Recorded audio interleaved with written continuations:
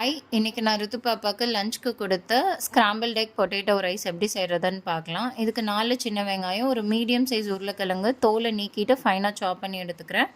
2 பூண்டையும் ஃபைனாக சாப் பண்ணி எடுத்துக்கிறேன். இப்போ குக்கரில் 1/4 ஸ்பூன் நெய், 1/4 ஸ்பூன் சீரகம், நம்ம சாப் பண்ண வெங்காயம், பூண்டு, உருளைக்கிழங்கு இதெல்லாம் ஒன்றா போட்டு வதக்கிக்கோங்க. இது கூடவே 1 ஸ்பூன் ரைஸ், 1 ஸ்பூன் துவரம்பருப்பு 2-3 டைம்ஸ் வாஷ் பண்ணிவிட்டு 20 மினிட்ஸ் சோக் பண்ணி வச்சுருந்தேன், அதையும் சேர்த்துக்கலாம்.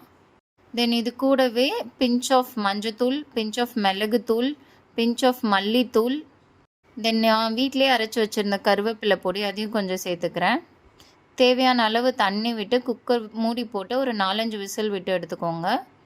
விசில் ஆஃப் ஆனதும் ஒரு மேஷரை வச்சு நல்லா மேஷ் பண்ணி எடுத்துக்கோங்க. கன்சிஸ்டன்சிக்கு தண்ணி வேணுனாலும் ஆட் பண்ணிக்கோங்க. இப்போ ஒரு பேனில் 1 ஸ்பூன் எண்ணெய் விட்டு ஒரு முட்டையை உடச்சி ஊற்றிக்கோங்க. அதை உடனே நம்ம ஸ்க்ராம்பிள் பண்ணிக்கணும். இது கூடவே நான் மிளகுத்தூள் சேர்த்துருக்கேன். இதை நல்லா ஃபைனாக எவ்வளோ தூரம் கொத்தி விட முடியுமோ கொத்தி விட்டுக்கோங்க. 2 மினிட்ஸ் கிட்ட நல்லா வதக்கிட்டே இருந்தீங்கன்னா ஸ்க்ராம்பிள்ட் எக் ரெடி ஆகிடும். இந்த எக்கை நம்ம அப்படியே பொட்டேட்டோ ரைஸ் கூட சேர்த்துடலாம். இது சூடோடவே இருக்கும்போது அந்த எக் இன்னும் நல்லா சாஃப்ட் ஆகிடும். இந்த ஸ்க்ராம்பிள்ட் எக்கை நீங்கள் எந்த ரைஸ் கூட வேணாலும் கொடுக்கலாம். பாப்பா நல்லா என்ஜாய் பண்ணி சாப்பிடுவாங்க. ட்ரை பண்ணி பாருங்கள். வீடியோஸ் பிடிச்சிருந்தா லைக் அண்ட் ஷேர் பண்ணுங்கள். ஏதாவது ரெசிபீஸ் வேணும்னா கமெண்ட் பண்ணுங்கள். Two subscribe for more videos. Thank you.